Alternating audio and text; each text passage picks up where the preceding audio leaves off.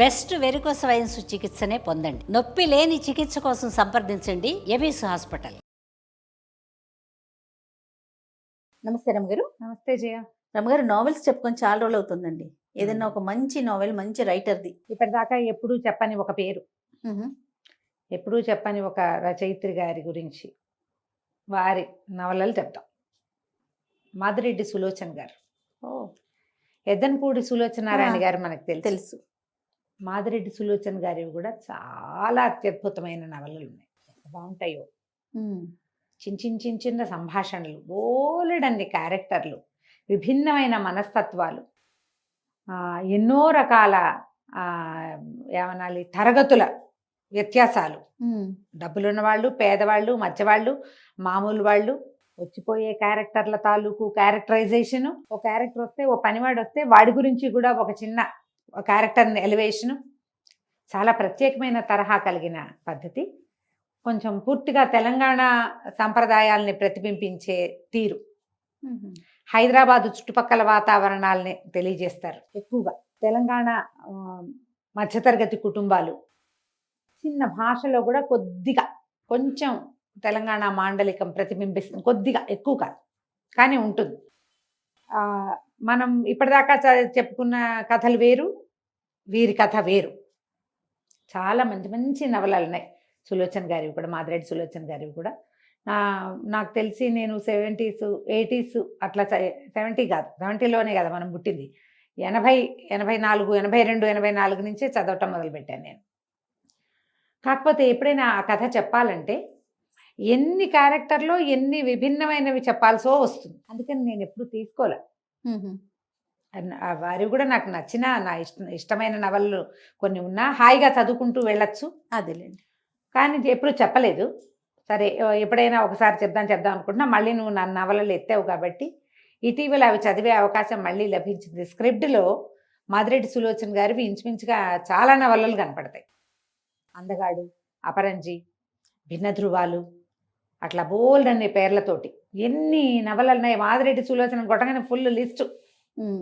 ఆ చిన్నప్పుడు చదివినవి చాలా మళ్ళీ మళ్ళీ చదివేశాను నేను. వాటిల్లో 2-3 నవలలు చాలా బాగుంటాయి నాకంటే. చిన్నప్పుడు ఇష్టం, అప్పుడు ఇష్టం కాబట్టి అప్పుడు ఏంటి 10th క్లాస్ ఇంటర్మీడియట్ ఏజ్కి అప్పుడు నచ్చినవే ఇప్పుడు కూడా నచ్చుతాయా లేదా అని చదువుతుంటాను నేను.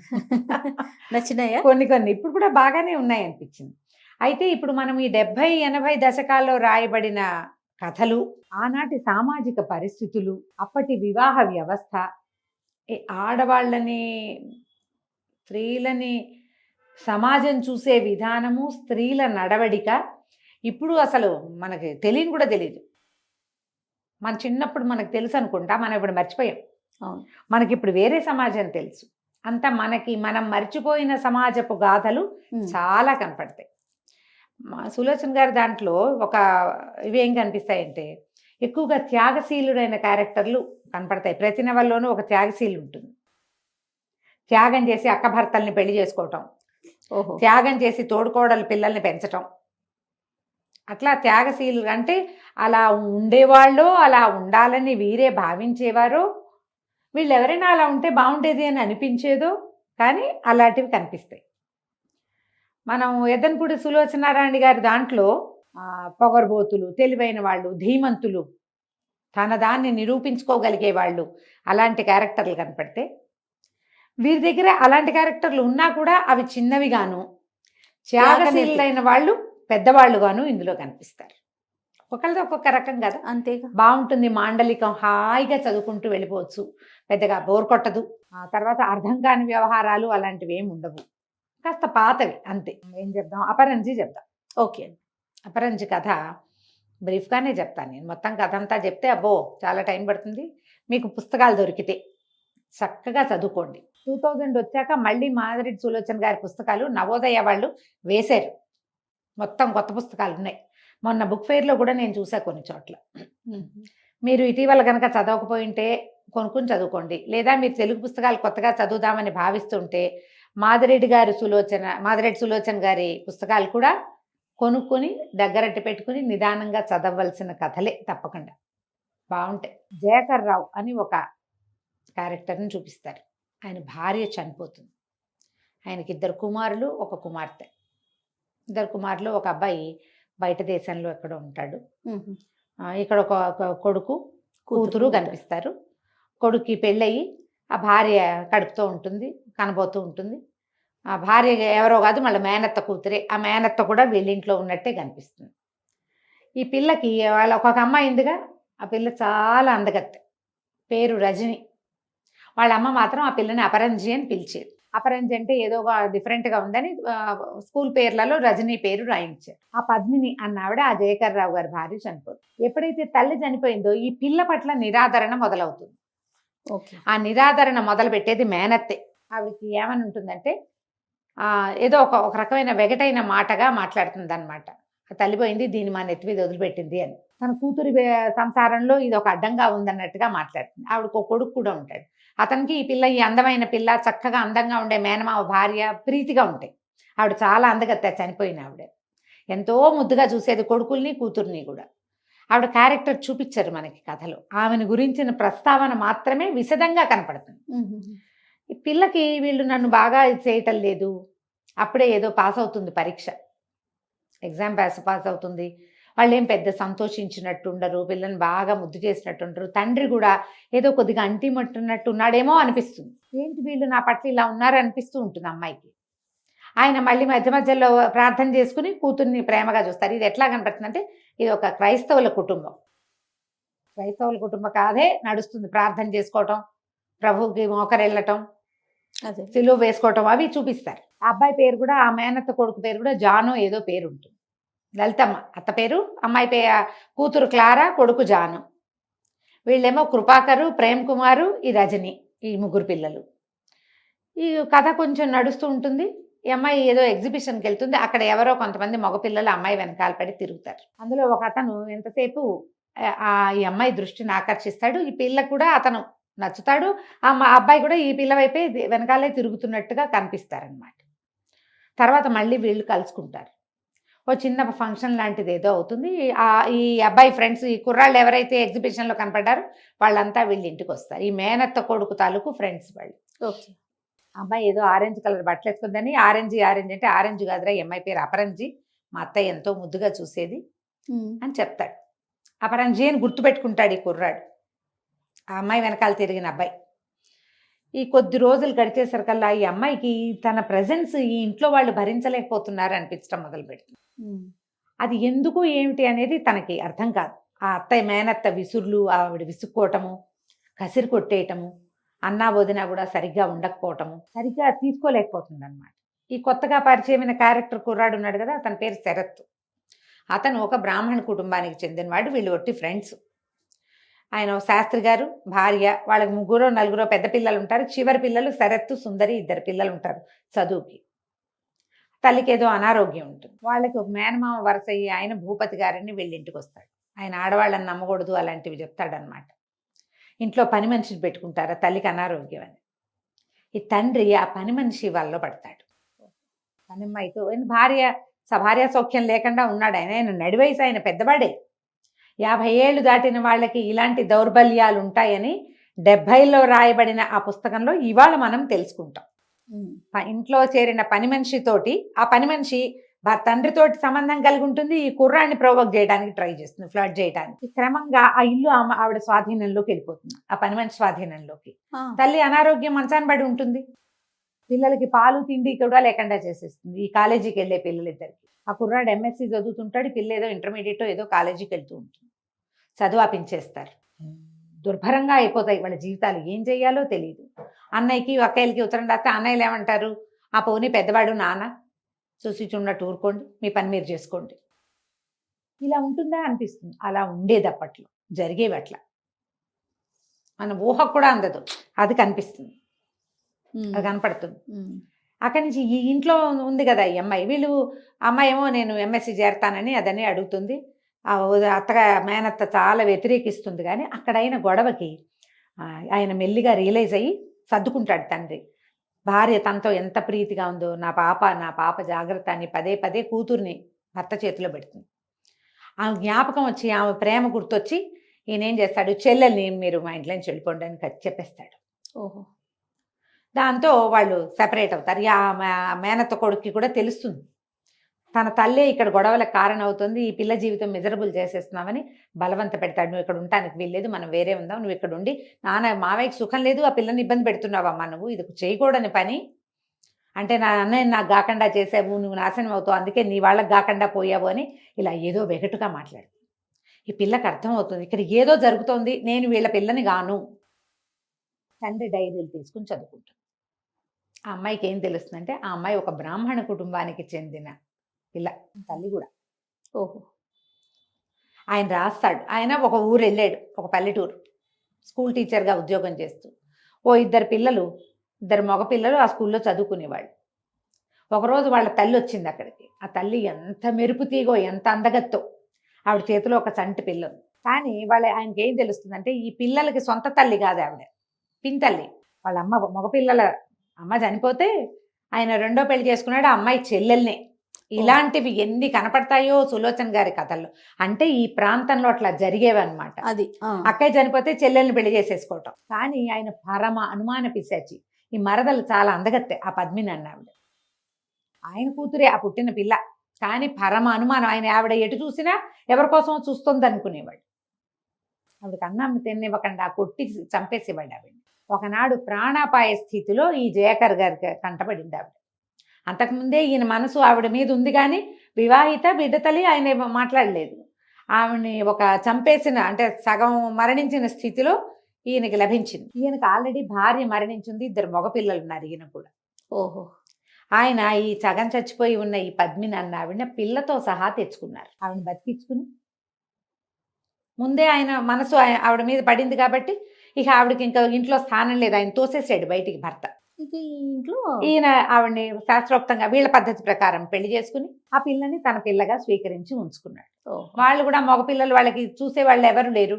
ఈవిడ చక్కటిది, అక్కయ్య పిల్లల్ని బాగా చూసుకుంది, ఇక్కడికి వచ్చి సవితి పిల్లల్ని కూడా అలాగే చూస్తుంది. ఆ పిల్లల దారిలో ఈయన పిల్లల్ని చూస్తుంది. ఎంత ప్రేమగానో ప్రాణంగా పెంచుతుంది మగ పిల్లలిద్దరిని ఆవిడ. దాంతో వాళ్ళకి ఆ చెల్లెలన్నా ప్రీతి, ఆ తల్లన్నా ప్రీతి. ఎప్పుడు సవితి భావన వాళ్ళకి రాల. ఎవరో దేవదూత అమ్మ ఊరెళ్ళిందని చెప్తారు, ఆయన చనిపోయిందని చెప్పడు కొడుకులకి. ఈ తల్లి ఈ పిల్లని తీసుకొచ్చేసరికల్లా తమ చెల్లెలే వచ్చిందని నమ్ముతారు వాళ్ళు. వయసు వచ్చాక తెలుస్తుంది, అదేలేండి. తెలిసినా కూడా ఈ అమిత ప్రేమ వల్ల వాళ్ళు యాక్సెప్ట్ చేసి అలా ఉండిపోయారు. అప్పుడు ఈ పిల్లకి తెలుస్తుంది నేను ఈ కుటుంబానికి చెందిన దాన్ని గాను, తెలిసిపోయింది క్లియర్గా. ఇక ఎంతసేపు ఆ తండ్రిని చూద్దామని పుడుతుంది ఈ పిల్లకి. తన కుటుంబాన్ని కలుసుకోవాలి, నా వల్ల వీళ్ళకి ఇలాంటి సమస్య వచ్చింది. సరే ఈ కథ నడుస్తూ ఉంటే వీళ్ళకి శరత్ వాళ్ళకి ఇంటికి ఒక ఆయన వచ్చాడు కదా, మేనమామ. వాళ్ళది ఒక పల్లెటూరు. ఆయనకి భార్య, 2 కొడుకులు ఉన్నారు, రెండో భార్య కనపడుతుంది ఆయన ఇంట్లో.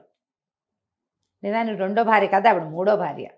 ఆ మొదటి భార్య ఆయన మోసం చేసింది కాబట్టి ఆడవాళ్ళని నమ్మకూడదని ఆ ఉన్న భార్యను కూడా చావచిత కొట్టి లైన్లో పెట్టుకుని ఉంచుకుంటాడు ఆయన. కొడుకులు 2 తిరుగుబోతులుగా, అల్లరి చిల్లరుగా, తాగుబోతులుగా, గొడవకు వచ్చేవాళ్ళుగా, రౌడీలుగా కనిపిస్తారు. అవడానికి బ్రాహ్మణ కుటుంబమే, కానీ తిరగబడతారు వాళ్ళన్నిటికీ. ఈ అమ్మాయి ఏం చేస్తుంది, ఎంఎస్సీలో చేరింది కదా, ఒక టూర్లకు వెళ్తారు ఎంఎస్సీలు, ఈ బాటనీ వాటికి చెట్లు చేమలు చూడడానికి. ఆ టూర్లో ఒక ఊళ్ళో ఏవో చెట్టుకి పువ్వులు కనబడితే ఆ పువ్వులు పోయిపోతుంది. ఆ పొలం వాళ్ళు కేకలేస్తారు, మగపిల్లాడగా బెల్బాటం వేసుకున్నావు, నీకు బుద్ధి లేదా జ్ఞానం లేదా అని కేకలేస్తారు, బ్యాగులు లాగేసుకుంటారు. ఆ బ్యాగులో నుంచి ఈ ఫోటో బయటపడుతుంది. ఈ అమ్మాయి ఏం చేస్తుంటే తండ్రి డైరీలో ఉన్న ఒక ఫోటో తెచ్చుకుంటుంది. అందులో ఏంటి, తల్లి, తను, 2 అబ్బాయిలు ఉన్నారు. ఆ 2 అబ్బాయిలు ఇప్పుడు తండ్రి దగ్గర ఉన్న అన్నయ్యలు కాదు, వాళ్ళ అమ్మ దగ్గర మొదట ఉన్న అన్నయ్యలు వాళ్ళు. ఆ ఫోటో బయటపడేసరికల్లా ఈ వచ్చిన కుర్రాళ్ళు 2 ఈ అమ్మాయిని తిడుతున్న ఆ ల్యాండ్ లార్డ్లు 2 ఆ ఫోటో చూసి తెల్లబోతారు. అందులో పెద్దవాడు ఆశ్చర్యపోతాడు, ఇదేంటి ఈ ఫోటో నీకు ఎట్లా వచ్చింది అని గట్టిగా కేకలేస్తారు. ఈ లోపల లెక్చరర్లు, మిగిలిన స్టూడెంట్స్ అందరూ వస్తారు. ఈ అమ్మాయి మా మా తోటలో పువ్వులు కోసేస్తోంది, ఏదో అంటే ఏమిటో సమాధానం చెప్పట్లేదు, పైగా మా అమ్మ ఫోటో ఎక్కడి నుంచో పట్టుకొచ్చింది, నువ్వెవరివని అడుగుతారు. అడిగేసరికల్లా మీ అమ్మ ఏంటి, ఆ ఫోటో నాదే, ఆ ఫోటోలో ఉన్నది మా అమ్మ, ఆ చంటి పిల్లని నేనేనని చెప్పేసరికల్లా వాళ్ళు తెల్లబోతారు, 2 అబ్బాయిలం మేమేనంటారు. ఈ పిల్లని వెంబడి పెట్టుకు తీసుకుపోతారు. తీసుకెళ్ళి తండ్రికి చూపిస్తే ఆయన తెగ తిట్టిపోస్తాడు, లేచిపోయింది దాని కూతురు వచ్చింది అని. కానీ పిల్లని చూస్తే అచ్చు పద్మిని నుంచున్నట్టు తెలుస్తుంది ఆయన. వాళ్ళిద్దరూ చాలా ప్రీతిగా ఉంటారు ఈ అమ్మాయి పట్ల. జయకర్ సార్ ఎట్లా ఉన్నారు ఏంటి వాళ్ళకి తెలుసు, ఆయనే తమ తల్లిని తీసుకుపోయాడు అని. సరే ఇంటికి వచ్చి తండ్రికి చెప్పేస్తుంది, నేను ఇతని డైరీలు చూసి తెలుసుకున్నాను, నేను ఆ ఊరు వెళ్ళాను, వాళ్ళని నేను చూశాను అంటే వాళ్ళు ఏం చేస్తారు, ఈ పిల్లని అడ్డం పెట్టుకుని ఈయన దగ్గర నుంచి డబ్బులు తీసుకెళ్ళటం మొదలు పెడతారు. అయ్యో మరి వాళ్ళేమో ఈ రౌడీత్వానికి అలవాటు పడి ఉన్న వాళ్ళు, కొన్ని రోజులు ఇస్తాడు కూతురు కోసం, తర్వాత ఇక నేను ఇవ్వనని చెప్పేసే డాడీ అని ఖచ్చితంగా చెప్పేసి వాళ్ళకి వీళ్ళకి అందరికీ తెలిసిపోతుంది. ఈ ఓపెన్ అయిపోయిన తర్వాత ఈ మ్యాటర్ అంతా దీని మేనత్త కొడుకున్నాడు కదా జాన్, అతను తన ఫ్రెండ్ శరత్కి చెప్తాడు, ఫలానా ఊళ్ళో ఫలానా వాళ్ళ పిల్ల ఆవిడ మా అత్తయ్య ఈ రకంగా వస్తే ఇలా పెళ్లి చేసుకున్నారు. ఆ మానేసరికలు వాడు ఆశ్చర్యపోతాడు. ఆ శరత్ ఆ భూపతి వీళ్ళ మేనమామ కూతురు అయింది. ఇక వీళ్ళిద్దరికి అంతకు ముందు నుంచి కొద్దిగా మాట్లాడుకుంటూ ఉంటారు. ఈ ఇంట్లో ఉండలేక అమ్మాయి బయటికి నడిచి వెళ్తే ఓ చోట ఇతను కనపడతాడు. ఎవరు వాళ్ళ నాన్న చేసే వెధవ పని తట్టుకోలేక బయటకు వచ్చిన రోజు అప్పుడు ఇద్దరు కలిసి వీళ్ళ ఇంటికి వచ్చి అన్నం తింటాడు. వీళ్ళిద్దరికి ఫ్రెండ్షిప్ కలుస్తుంది. అపరంజి అని పిలవడం మొదలు పెడతాడు. వీళ్ళిద్దరికి స్నేహం కలుస్తుంది. కానీ ఇంతలో ఏమవుతుందంటే ఈ సుందర్ ఉందిగా ఈ శరత్కి చెల్లెలు, ఈ వీళ్ళింట్లో చేరిన పని మనిషి ఏం చేస్తుంది, ఎవడో ఒక కుర్రాడిని ఇంట్లో ప్రవేశపెట్టి ఈ సుందరి మీద ప్రయోగిస్తుంది. సరిగ్గా అతను వెళ్ళే టైంకి ఆ చెల్లెలు కేకలు వినపడతాయి. అతను పరిగెత్తుకుంటూ లోపలికి వెళ్ళి చెల్లెల్ని విడిపిస్తాడు. ఆ వచ్చిన వాడిని కొట్టి ఆ పని మనిషిని పీక నొలిమి చంపైపోతాడు. మరి లేకపోతే చెల్లెలు ఏమైపోయేది. అంతే. దాంతో పోలీసులు వస్తారు. ఆ అమ్మాయి చచ్చినంత పని అవుతుంది కానీ చావదు, బతికే ఉంటుంది. షాక్ తిని తల్లి కాస్త చనిపోతుంది. ఈ అబ్బాయిని పోలీసులు అరెస్ట్ చేస్తారు. కానీ పని మనిషి చచ్చిపోలా, కానీ హత్యా ప్రయత్నం చేశాడుగా. 2 ఏళ్ళు 2 బాతికేళ్ళు కొద్ది రోజులు జైలు శిక్ష పడుతుంది. ఎక్కువ కాదు, పడింది శిక్ష పడుతుంది. ఈ సుందరి ఇంట్లో దొరికిపోతుంది. ఈ పని మనిషి తండ్రి ఏమో ఆ బాధ్యత పట్టలేదు, దాన్ని చంపడానికి చూశాడు కొడుకని, అది చెల్లెల్ని చిన్నపిల్లని సరిగ్గా చూడు. ఈ లోపల తల్లి కాస్త చనిపోతుంది. వాళ్ళ ఇల్లు అల్లకల్లోలం అయిపోతుంది. ఈ సుందరికి ఎక్కడా నీడలేక ఆ జాన్ తీసుకొచ్చేస్తాడు. అమ్మాయిని తీసుకొచ్చి ఏం చేస్తాడు, తన చెల్లెల దగ్గర ఉంచుతాడు. ఆ చెల్లెలు ఈ అమ్మాయి వదినే కదా, కొద్ది రోజులు ఉంచుకో, తర్వాత నా ఏర్పాటు నేను చేసుకుంటాను, వాడు వెనక్కి తిరిగి వచ్చేలా దాకా ఈ పిల్లని ఎక్కడైనా ఉంచకపోతే తను చంపేస్తారు వాళ్ళు. ఇదివరకు జరిగిందే ఏదైనా జరిగితే ఈ అమ్మాయి ఏమైపోతుంది, బతిమలాడి చెల్లెల్ని అట్టు పెట్టుకుంటాడు. కొన్నాళ్ళు ఇక్కడ ఉంటుంది. ఈ కథ నడుస్తుంటుంది. ఈ లోపల ఈ జయకర్ గారు ఇక్కడ ఉండబుద్ధి కాదు ఆయనకి. పద మనం జీడిమట్లు వెళ్ళిపోదామని ఏదో చిన్న మొట్టమొదట వాళ్ళు వెళ్ళిన ఊళ్ళో చిన్న స్కూల్ పెట్టుకోవడానికి తండ్రి కూతురు ఇద్దరు అక్కడికి వెళ్తారు. ఆ అబ్బాయి జైలుకి వెళ్ళాడు. ఈ పిల్లకి ఉండబుద్ధి కాదు, చదువు పూర్తయిపోతుంది. పెద్ద అబ్బాయి ఫారిన్ కంట్రీలో ఎక్కడో ఉంటాడు. ఆఫ్రికా లాంటిది ఒక ప్లేస్, గుర్తు రావటల్లా ప్లేస్ నాకు. అక్కడికి వెళ్తానంటుంది. ఏమంటుంది, ఈ రెండో అన్నయ్య ఇక్కడ ఉన్నాడుగా, వాడు మేనత్త కూతుర్ని పెళ్లి చేసుకుంటాడు. అతనికి బాగా హ్యాబిట్స్ అయిపోతాయి, అప్పులు అయిపోతాయి. ఆ అమ్మాయికి ఉద్యోగం ఉంటుంది కానీ ఈ తండ్రికి డబ్బులు లేవు. తన పరిస్థితి అట్లాగే ఉంది. శరత్కి హెల్ప్ చేద్దామంటే అతను జైల్లో ఉన్నాడు. వాళ్ళ నాన్న వాడికి ఏ సహాయము చేయడు.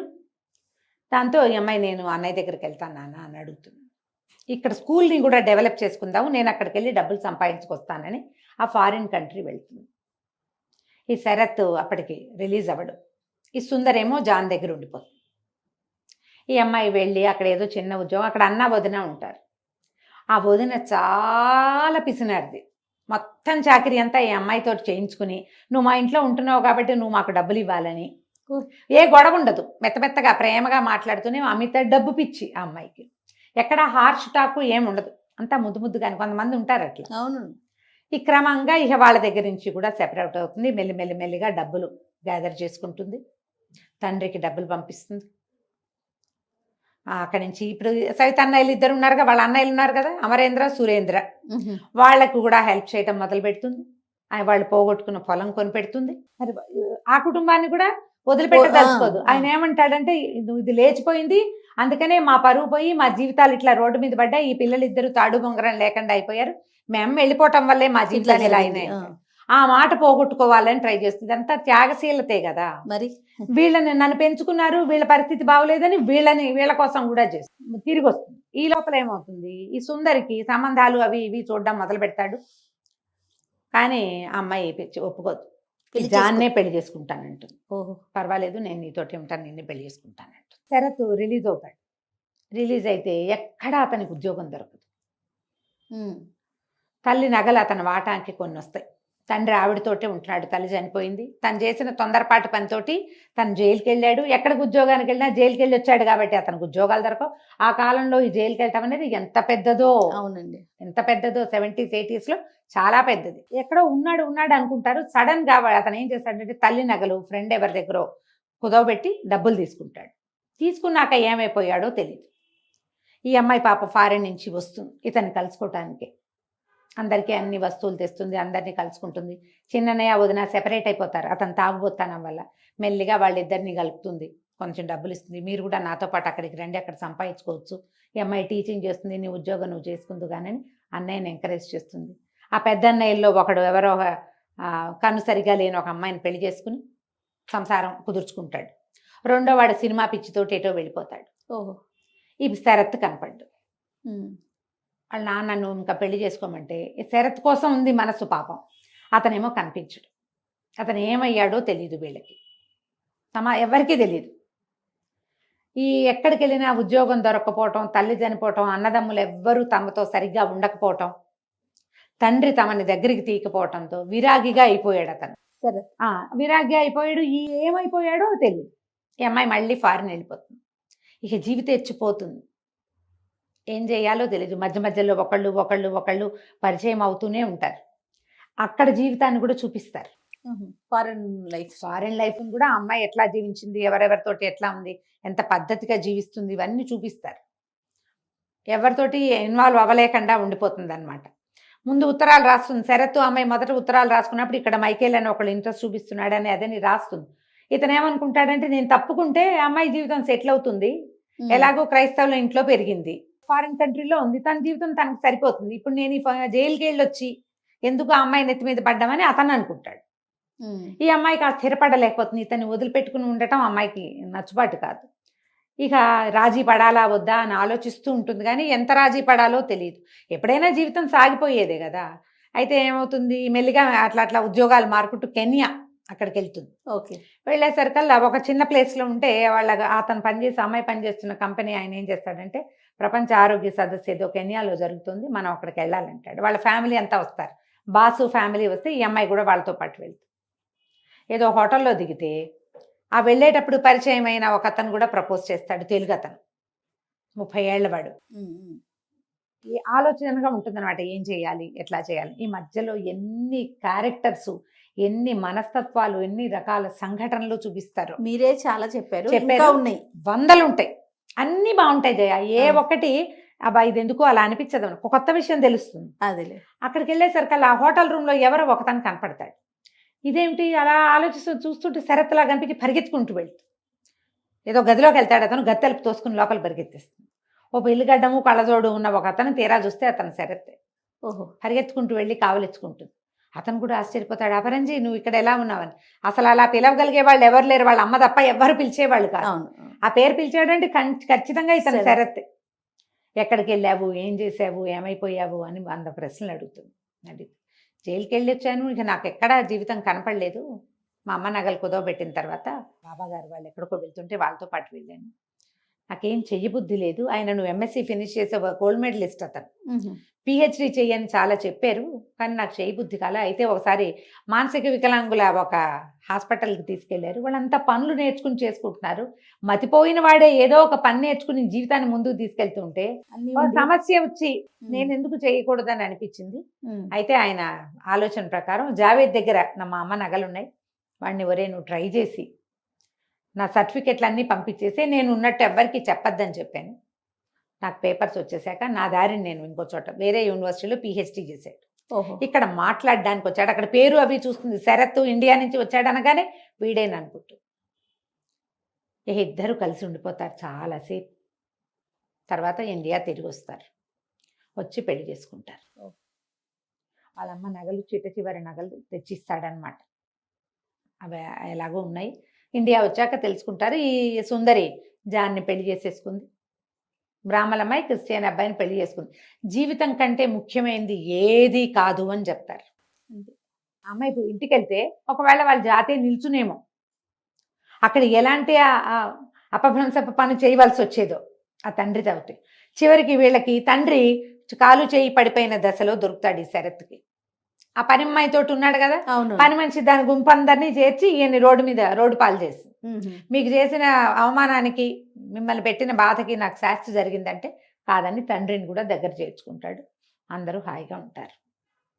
కథ ఒక 300 చిల్లర పేజీలు ఉంటుంది. దొరికితే చదవండి. ఇందులో ఎన్ని రకాల క్యారెక్టర్లు, ప్రతి క్యారెక్టరు జీవితంతో ఎలా రాజీ పడిందో చూపిస్తారు జయ. చిన్నప్పుడు తెలియలా నాకు ఈ అపరంజి ఆ అమ్మాయి ప్రేమను గెలుచుకోవటమే నచ్చింది అప్పుడు. ఆ, నాకు ఇప్పుడేం నచ్చిందంటే ఏ మనిషి అయినా ఎవరైనా ఎలాంటి పొరపాటు చేసినా ఎలాంటి తప్పటడుగు వేసినా మళ్ళీ జీవితం వాళ్ళకి అవకాశం ఇస్తుంది. yes. ఆ జీవితం అందించేటువంటి ఆ స్నేహహస్తాన్ని మనం పట్టుకోవాలి అంతే. రెండోసారి రెండోసారి 2 కాదు 3, 4, 5, 6 సార్లు కూడా ఇస్తుంది. పట్టుకోవడం తెలియాలి. ఎప్పుడైనా సరే నువ్వు తొక్కిన తప్పుదారిని వదిలిపెట్టి సరైన దారిని పట్టుకో. జీవితమే ముఖ్యం అంతే. ఎంత బాగుంటుందో. చాలా బాగుందండి చెప్తుంటే కూడా వినటానికి చాలా బాగుంది. చాలా బాగుంది. మంచి కథ, ఆసక్తికరంగా ఉంటాయి. మాదిరెడ్డి సులోచన గారి నవలలు స్క్రిప్ట్లో చాలా ఉన్నాయి. అవకాశం ఉంటే అన్నీ చదివేయండి. తప్పకుండా. నమస్తే. నమస్తే జయ.